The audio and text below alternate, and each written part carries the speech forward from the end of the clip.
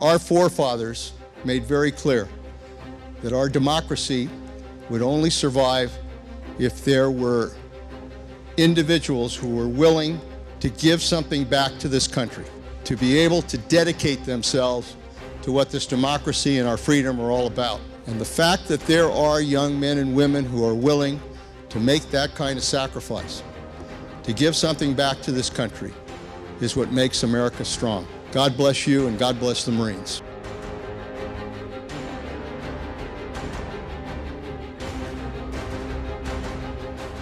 Since our first call to duty 237 years ago, Marines have established a reputation as bold innovators and elite warriors, anchored by our sense of honor and love of country. The service of Marines during conflict, peace, and uncertainty has demonstrated an ageless ethos of fidelity and courage that has established who we are. The State Department confirmed the U.S. diplomatic mission in Benghazi, Libya, was under attack. An ambassador to that country was murdered last night along with 3 other Americans. City of Benghazi, the second attack on overseas U.S. Marine rapid response team sent to Libya. A Marine team is now making its way to Sudan to deal with the aftermath. Marine rapid response team is in Yemen's capital following the violent attack on the Our nation has come to understand that when a crisis occurs or security is threatened, Marines respond quickly and unfailingly. We accomplish the mission, not most of the time, but every time. This is who we are. This is our legacy.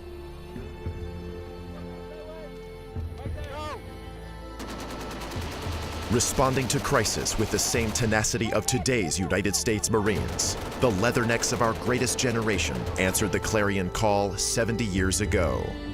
Exactly 8 months after the attack on Pearl Harbor, more than 19,000 Marines and sailors landed on the Japanese-held southern Solomon Islands. The ensuing battle for Guadalcanal would begin a hard-fought and epic 6-month campaign that would mark a turning point in the Second World War. Guadalcanal was probably one of the most important battles to really occur during World War II.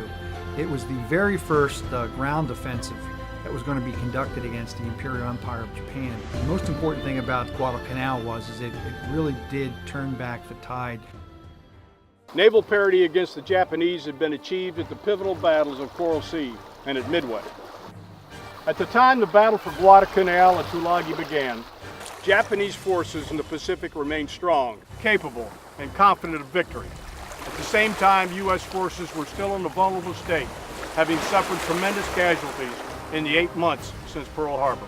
In the late summer of 1942, upon learning Japanese forces were building an airfield in the southern Solomons, the U.S. Joint Chiefs of Staff made the decision to seize the key islands of Guadalcanal and Tulagi. Although newly arrived in the Pacific, the 1st Marine Division, under the command of Major General Alexander Vandegrift, was selected to make the critical landings. Henderson Field was essential. It was an unsinkable flat top. Without it, we had no air defense at all. During 1 week in late August and early September alone, some 5,000 Imperial troops landed and were thrown against the Marines' defensive perimeter. The constant attacks tested resolve, but the line was held. Marines endured not only relentless attacks from the Japanese, but also malaria, dysentery, short supplies, and the harsh tropical climate of the South Pacific. And then the natives came in and told us that a couple thousand Japanese had landed at Tasamboko. Edson asked permission to go, and we destroyed Kawaguchi, destroyed his rear echelon. We captured his heavy weapons, and we captured all of his food stuff. We were ordered back to amphibious area where Vandegrift had his headquarters. Edson wanted to stay and tackle the tail end of Kawaguchi's brigade that was headed up toward Henderson Field. Here at Alligator Creek, at Bloody Ridge, the Matanikaw River, and in the skies over Guadalcanal, combat legends like Lou Diamond, Merritt Red Mike Edson, John Basilone, Mitchell Page, and Harold Bauer demonstrated the grit and tenacity for which leathernecks are known. The Marines taught us to be men, really. We were young boys. They taught us to be men and to work with each other, to accept the hardships with each other, and also any glory that there might be or anything like that. It was a tremendous help. The total cost of the Guadalcanal campaign was high. On the ground, almost 1,600 officers and men were killed. 1,152 of them were United States Marines. The wounded numbered almost 5,000. The Japanese, in turn, lost close to 25,000 men on Guadalcanal to combat illness, wounds, and starvation. As significant as the physical destruction of Japanese forces by a combined arms team was, the Guadalcanal campaign was also a psychological victory for the American public. On a level playing field, the best forces of the Japanese Empire had been defeated. As we pay homage to that victory of 70 years ago, we reflect on the personal courage and sacrifice of those who fought on Guadalcanal. Now memorialized with humble headstones and name inscriptions like these here at the American Cemetery in the Philippines, we honor and remember those who gave so much. Guadalcanal was their last offensive action. After Guadalcanal, the Japanese were on the defensive throughout the Pacific. Following the repulse of the Japanese counterattack early in the battle, General Vandergrift described his young Marines by saying, "These youngsters are the darndest people you ever saw when they get started." With the same spirit as the Marines of World War II, who fought for honor and for country, today's Marines, nearly all who joined since 9/11, continue to follow the colors into harm's way, knowing full well what the hardships they will endure. We started taking machine gun fire from multiple positions. Our heavy guns, our 50 caliber Mark 19, started engaging. I was posted up into rear security, and as I was doing so, I heard some arguing going around a tall wall. I popped that corner. I shot 2 bursts, about 15 rounds apiece. I went right behind the corner to reload, and I saw a machine gun barrel come around the corner. So I grabbed it, I punched the guy, threw him up against the wall. The combat valor, confident professionalism, and selfless commitment of today's Marines stand with any in our history. All of us in the Marine Corps family realize our role as America's premier crisis response force. We remain the first to fight. We will continue to be faithful to our nation and to one another, and never take for granted the blessed liberty our country has given us. My service, I feel, is dedicated to those young Marines, the ones that are really putting their lives out there on the line. The 17, 18, 20-year-old that raises his right hand and says, "I'll volunteer for my country." And it's all about protecting people who need protection. And when you need support, you call the Marines, and the Marines go in and they do a phenomenal, phenomenal job. He's chosen to become a United States Marine, and to be, you know, to choose a selfless career of service and sacrifice.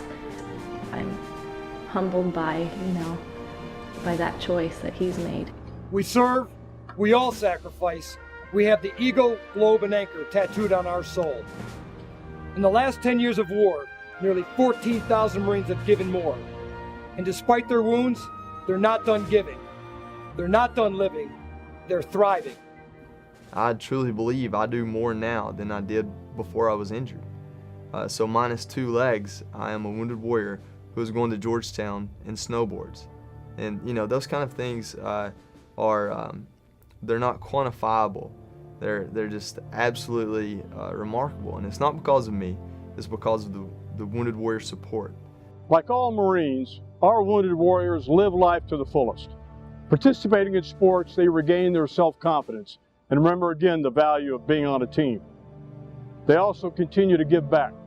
Some return to their active units, while others succeed in business, and even more return to school. Regardless of hardships resulting from their wounds, these warriors demonstrate some of the purest qualities of Marine selflessness. I believe every Marine from boot camp gets taught that you don't represent yourself anymore. You represent your country, you represent the Marine Corps, and you represent, most importantly, the ideals that the Marine Corps puts first. Just remember that there's no limitations to what you can do. Those guys at Walter Reed are proving that every day. For the rest of the Marine Corps, just remember that those guys are still your brothers, and they're out there still fighting the fight every day. As we celebrate this year's birthday, take time to reflect on all our Corps has accomplished. Remember those who fought on Guadalcanal. Honor the sacrifice of our many brothers and sisters, and remember those that have gone before. Continue to do great deeds and endure.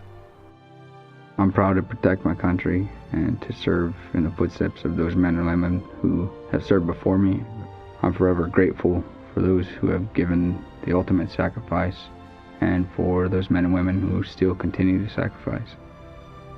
Our Corps will continue to be defined by our ability to successfully respond to the world's most challenging and chaotic situations. For honor and for country, we'll maintain our world-class standards of discipline, always remembering who we are. Take pride in all that you've accomplished, and know that Sergeant Major Barrett and I appreciate your enduring fidelity, your hard work, and your sacrifice. Happy birthday, Marines, and Semper Fidelis.